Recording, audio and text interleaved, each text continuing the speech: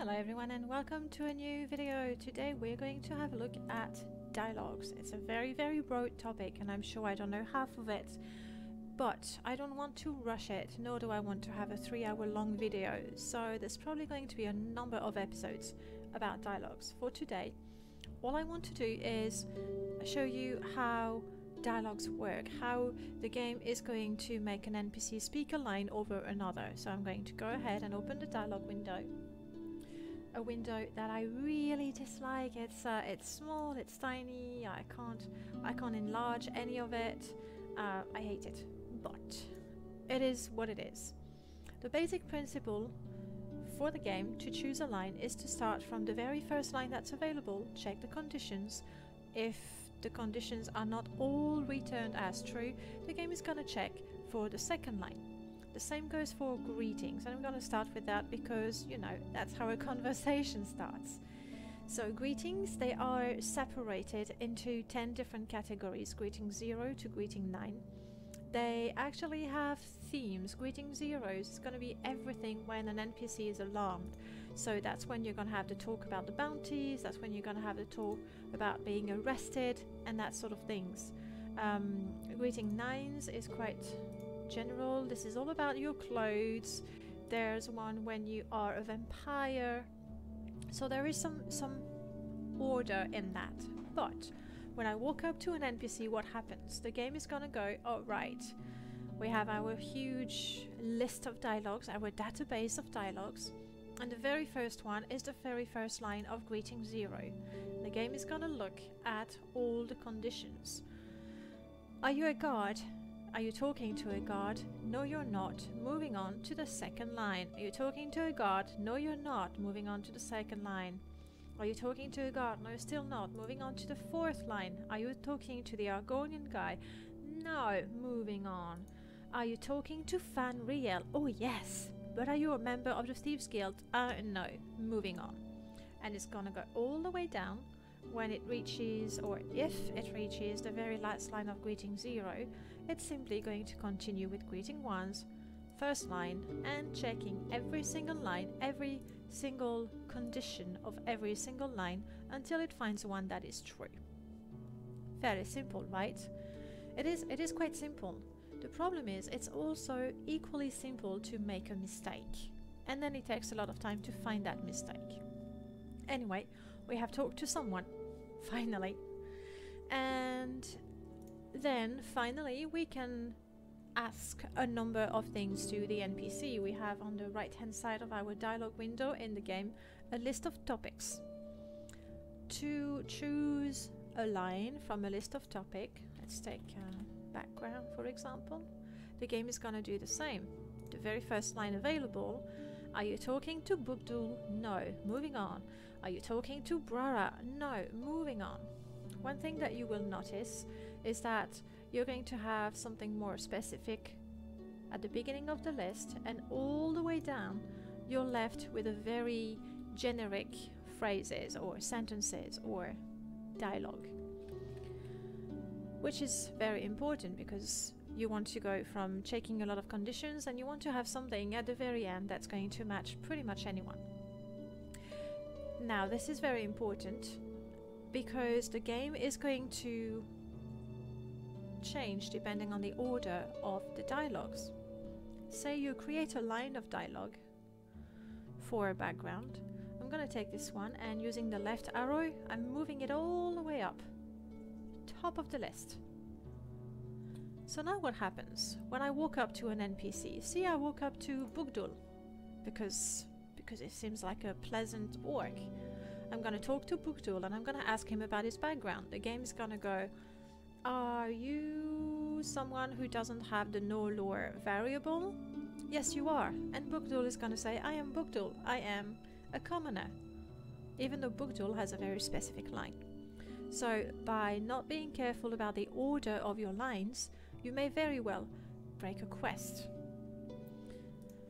Using the right arrow, I'm sending it all the way back down. Brilliant. So now nothing happened, right? Wrong. We see those little asterisks there, and we know that it means we've modified the game somehow. if I save at this point, I will have dirtied every single reference. The thing is, a line of dialogue has a lot of information attached to it. Sure, there is the line. Of course, there are the conditions for the line to be spoken, and there might be some results. But also, because the order is so important, the line keeps information about what is the line before and what is the line after. So by changing the order, I've actually changed the information, the data of all these lines. When you clean your mods, you should be able to clean that up, but you know, it's always better to just be careful and not mess it up in the first place. Now let's see how these topics appear in your game. You notice that when you start the game, you have no topics, you know nothing. For a topic to be in the dialogue window for you to ask about, there are two conditions. The first one is you need to know about these topics, and the second one is the NPC needs to have a line that matches, that goes with that topic. Let's take, for example, the topic of ring. And clearly, Fargoth is the only person in the whole of Vvardenfell that has something to say about ring. That means that even if you know the topic of ring because you've just had a little chat with Fargoth about his ring, if you talk to any other NPC, the ring topic is just not going to appear because the NPC has nothing to say about it. Fine, but how does a topic appear there? How do you get to know? How does your player character get to know a topic? Two different ways for that. The first one, the most common, is with the greetings. I'm gonna use the filter to bring up Fargoth lines. There we go. These are all the greetings that Fargoth may say. So when I talk to Fargoth, the game is gonna go, are you doing the Sanctus Shrine quest? No. Are you hidden? No. Are you a vampire? No. Are you diseased and not talking to Corpus Causadis? No.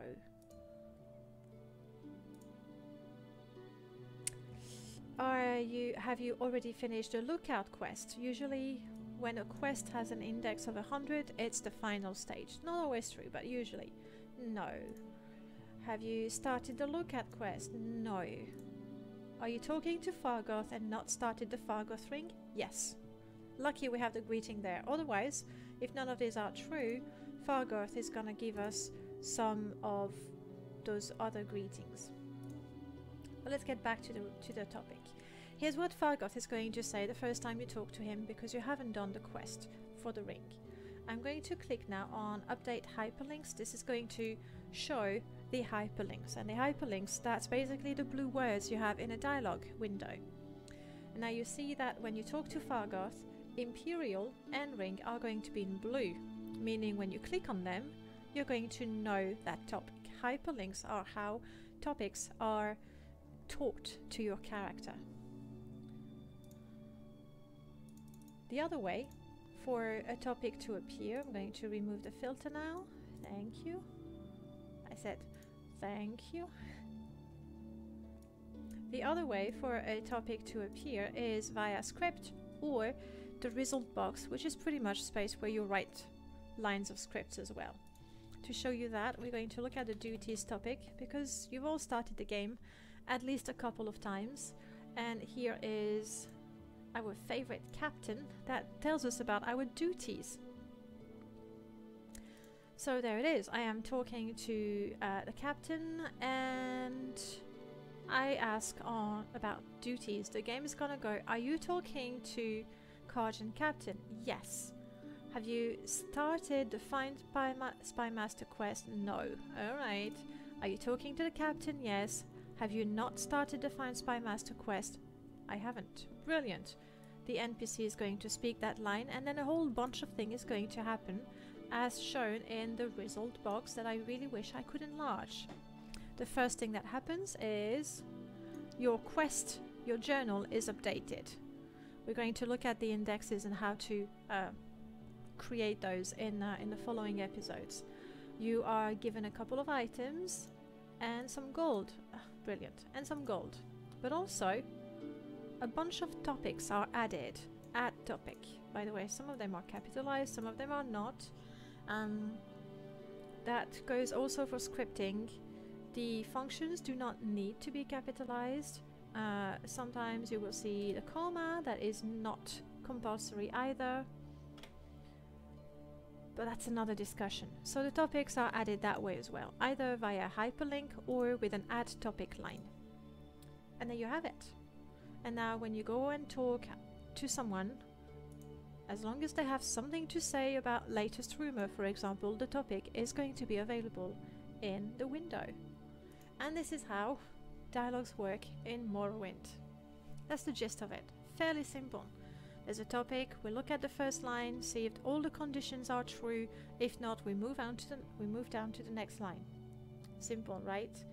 Next week we're going to see how you can actually add topics, add greetings, move around, and what you really shouldn't do. Thank you for watching. I'll see you next week. Bye bye.